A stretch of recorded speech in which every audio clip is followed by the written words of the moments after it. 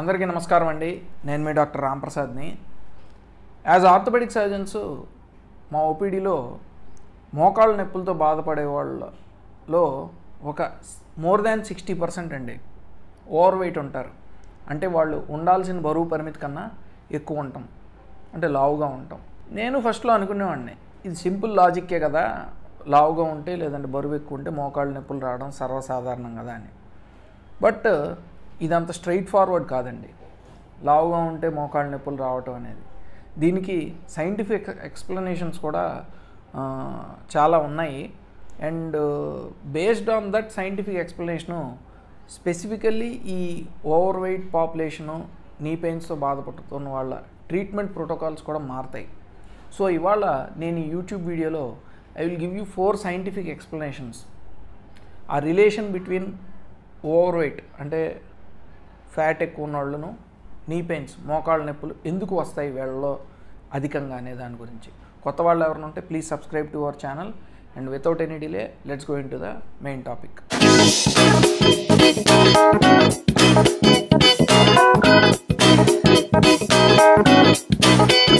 First point, increased strain on weight bearing joints అండి. ఇది simple logic, ఇది దీనికి పెద్ద సైంటిఫిక్ ఎక్స్ప్లెనేషన్ అవసరం లేదు. మనం బరువు ఎక్కువ ఉన్నాం అనుకోండి, మన న్యాచురల్ మెకానిజం ఏంటంటే గాడ్ హ్యాస్ గివెన్ అస్, మనం ఒక 70 కిలోస్ 80 కిలోస్ వరకు ఉండటానికి మన జాయింట్స్కి అంతా మన బాడీకి యాడిక్వేట్గా ఇచ్చాడు.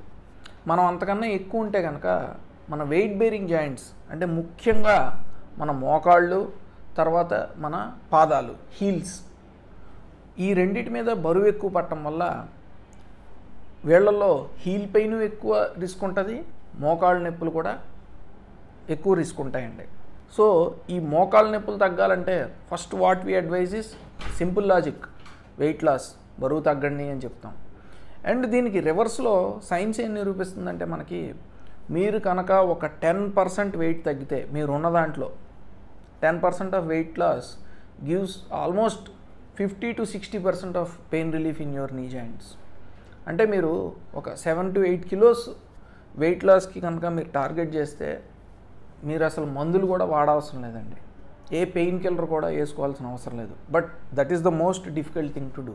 సెకండ్ పాయింట్ అండి, లో గ్రేడ్ ఇన్ఫ్లమేషన్. ఈ మన బాడీలో ఫ్యాట్ కంటెంట్ కనుక ఎక్కువ ఉందనుకోండి, ఇదేం చేస్తుందంటే ఈ ఫ్యాట్స్ నుంచి ఒక హార్మోన్ రిలీజ్ అవుతుంది, లెప్టిన్ అనే హార్మోన్. ఈ లెప్టిన్ ఏం చేస్తుందంటే మన బాడీలో ఈ ఇన్ఫ్లమేటరీ మార్కర్స్ని పెంచుతుంది.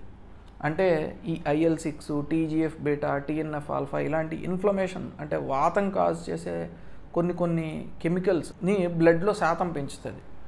ఇది over the period of time అంటే కొన్ని ఇయర్స్ టుగెదర్ ఇది పెరగటం వల్ల ఇది బ్లడ్లో లెవెల్స్ పెరుగుతాయి. స్లోగా అది మన మోకాల్లో ఉండే సైనోవియల్ ఫ్లూయిడ్ అంటే గుజ్జు పదార్థంలో కూడా దీని యొక్క కాన్సన్ట్రేషన్, ఇన్ఫ్లమేటరీ మార్కర్స్ యొక్క కాన్సన్ట్రేషన్ పెరుగుతుంది. ఈ ఇన్ఫ్లమేటరీ మార్కర్స్ ఏం చేస్తాయంటే స్లోగా మన కార్టిలేజ్ అంటే ఈ సాఫ్ట్ లైనింగ్ ఉంటుంది కదండి, మృదులాస్థి అంటాం కదా, స్లోగా దాన్ని తినేయటం మొదలు పెడుతుంది, అది డిస్ట్రాయ్ చేసేస్తుంది. So it happens over time, years together ఇలా లో గ్రేడ్ ఇన్ఫ్లమేషన్ అనేది పెరుగుతూ ఉంటే మన కార్టిలేజ్ డిస్ట్రక్షన్ అనేది జరుగుతుంది, మోకాలు అరుగుదలకి గురవుతుంది అండ్ మోకాలు నొప్పులు వస్తాయి.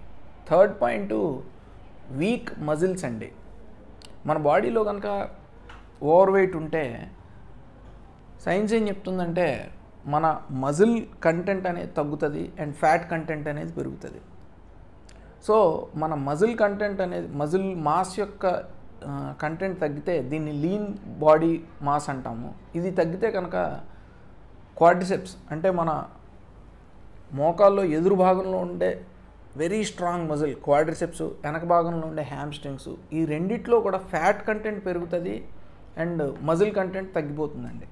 దీని ద్వారా ఏమవుతుందంటే మోకాలకి స్టెబిలిటీ అనేది తగ్గుతుంది. ఈ స్టెబిలిటీ తగ్గటం వల్ల ఆటోమేటిక్గా కదలిక పెరుగుతుంది ఎముకల మధ్య. దీని ద్వారా ఆ స్మూత్ లైనింగ్ మీద ఫ్రిక్షన్ ఎక్కువ పెరుగుతుంది. అది మనకి ఫ్రిక్షన్ ఎక్కువ పెరిగితే డిస్ట్రాయ్ అవుతుంది, స్లోగా అది పగుళ్ళ కింద ఏర్పడి మన అరుగుదలకి గురయ్యే అవకాశం ఉంటుందండి.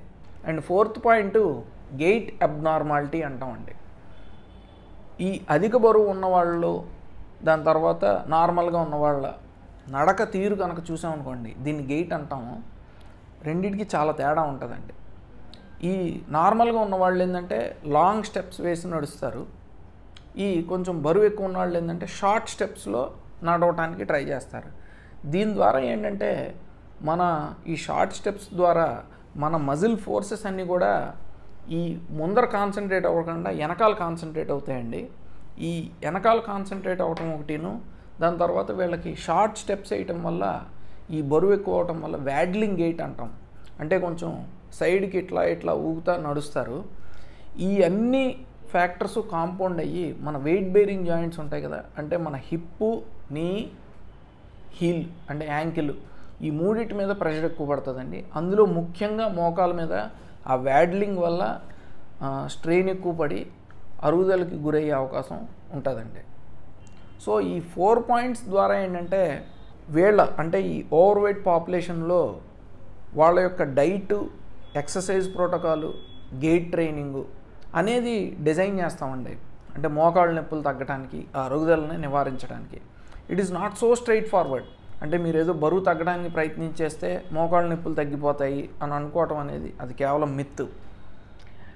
So there comes the holistic approach by dietician. అంటే ఈ డైటీషియన్ కూడా ఎలా ఫాలో అవ్వాలంటే, మనం డైట్ ఎలా ఫాలో అవ్వాలంటే హై ప్రోటీన్ డైట్, లో కెలోరిక్ డైట్ ఇట్లాంటివి ఉంటాయి. సో దట్ మన ఫ్యాట్ కంటెంట్ అనేది తగ్గాలి, మన ఒంట్లో మజిల్స్ అనేవి తగ్గకుండా ప్రోటీన్ కంటెంట్ అనేది కూడా పెరగాలి.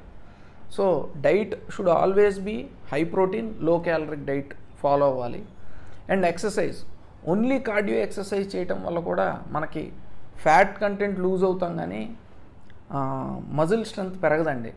So what we advise is resistance exercises. అందుకనే ఈ aerobic training, resistance exercises include చేయమని చెప్తాము. అండ్ గెయిట్ ట్రైనింగ్, మనం ఇందాక అనుకున్నట్టు ఈ నడక తేడాలో కూడా మోకాళ్ళ నొప్పులు వస్తున్నాయి కాబట్టి వాళ్ళకి సరిగ్గా నడవటం కూడా మనం స్పెసిఫికల్లీ కాన్షియస్గా ఇట్లాగే నడవండి అని చెప్పి గెయిట్ ట్రైనింగ్ ఇస్తాం. సో ఒక హోలిస్టిక్ అప్రోచ్ ద్వారా it consist of diet, exercise and gait training ద్వారా ఈ స్పెసిఫిక్ ఓవర్ వెయిట్ పాపులేషన్లో మోకాళ్ళ నొప్పుల నుంచి ఎలా దూరంగా ఉండాలనేది మనం పరిష్కార మార్గం అనేది చూపించగలం. సో ఫైనల్గా thank you for watching our video. మరో మెడికల్ టాపిక్ పైన నెక్స్ట్ వీడియోలో కలుద్దాము. అంటిల్ దెన్ బై మీ డాక్టర్ రాంప్రసాద్ అండి.